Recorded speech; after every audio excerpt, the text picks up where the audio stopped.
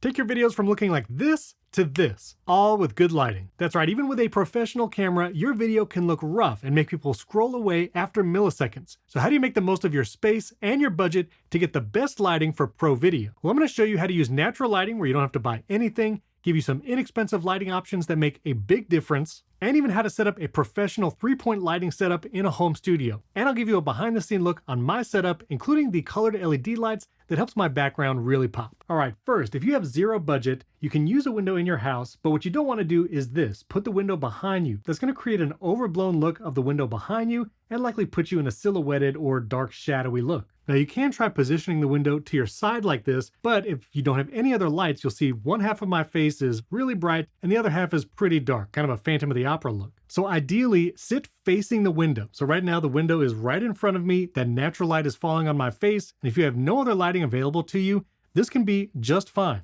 Now you will have to deal with clouds moving and the sun moving throughout the day, so the lighting's going to change, especially if you're recording a multi-hour podcast. But if all you have is a window, you can position yourself well to have decent lighting. Now, if you have a little budget and you can buy a small LED light like this one, this is a SmallRig, about $70 light, you can supplement your natural lighting with this and get an even better look. So with the window to my side, which previously didn't look great, I'll turn on this light, put it opposite the window facing towards me, and now I can work to balance that natural light and start getting a nice look here. The natural lighting is still pretty soft. I can adjust the intensity of this LED light, and it starts to get a little more even and nicer to look at. So the light I'm using right now from SmallRig is actually on sale, $60, which is a great deal. Comes with this little silicone cover, which actually helps disperse the light. This is called a softbox. We'll get more into softboxes in a second, but you can set the intensity and, importantly, the color temperature here on the back.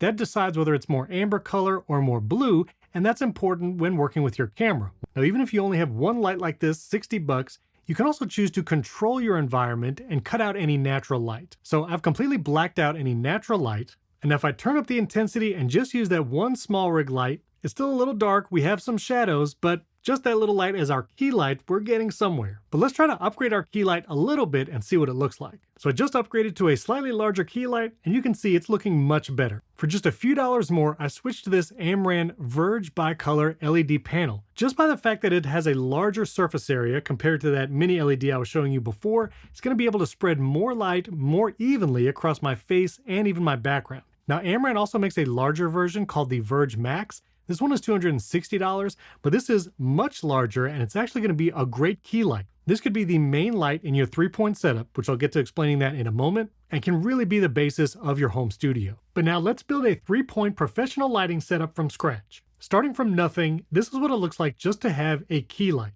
Now the key light I'm using is the amaran 200X. It's about $280, but what makes the biggest difference is the light dome. I'm using the Aputure light dome, which is about $200, but as you can see, this provides some nice even lighting. It's soft light from the soft box, but I don't have any colored lights on my background, and I don't have my fill light or hair light, which makes a big difference on my face. I'll show you that in a second. Just to give you an idea, this is the key light mounted up high. It's about a 45-degree angle above me and about a 45-degree angle off to the side. That really helps to reduce the reflections in my glasses, which I did a whole video on how to avoid that. So if you wear glasses, you definitely want to watch this video right here or the links in the description. So while the key light is the backbone of a professional 3-point lighting setup, the next light you want to get is a fill light.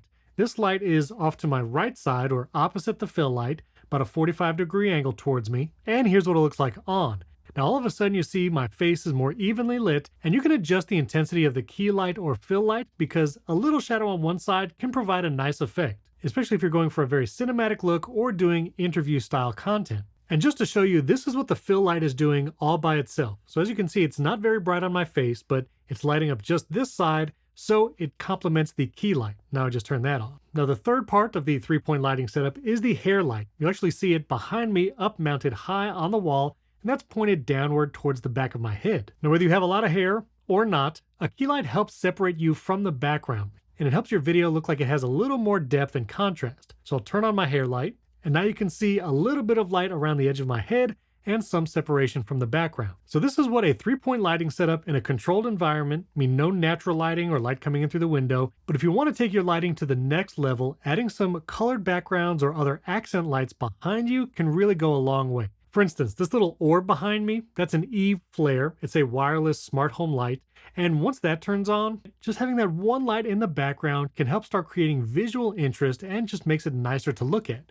But the one light that does a lot of the work for me is my Philips Hue Sign floor lamp. I'm going to turn my sign lamp on and you're going to see the entire background is now washed with color. And that's just one light that did all of that. Now the nice thing about having a plain background and just coloring it with LED lights is now I can change it to whatever I want. I can go for purple, maybe orange, and now have a completely different look all just by changing that one light. Now that Philips Hue gradient floor lamp is $300, but that one light could do your entire background. Depending on the size of your studio, you can also supplement it with some other lights that I'll show you in a second. Now my Philips Hue Sign floor lamp and all my other smart lights here behind me are actually all smart home controlled. So I can click a button and then they all change and I'm ready to film in just a second. Now Philips Hue also makes a table lamp. So if you have a smaller filming environment or you want something to supplement the larger floor lamp, you can get the table lamp for about $180. And two other lights I'm using is the Hue Play Gradient Light Tube.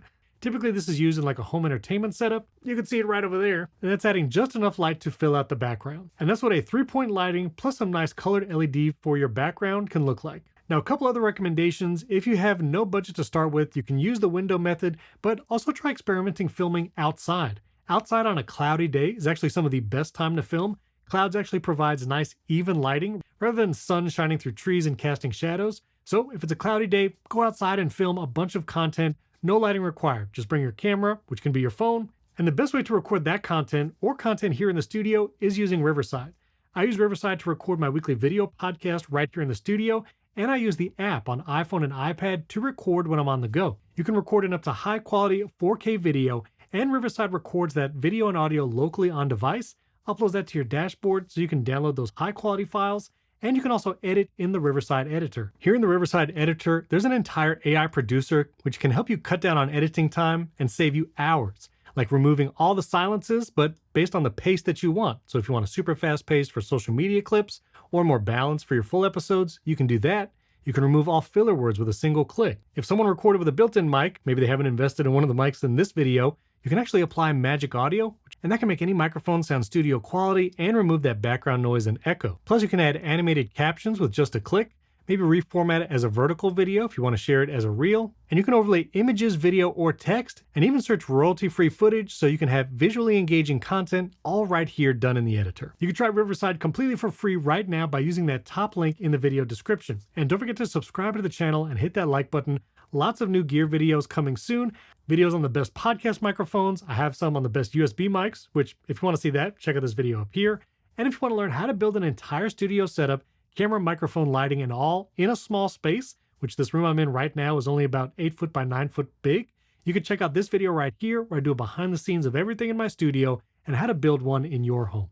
Thanks for watching. We can't wait to see what you create.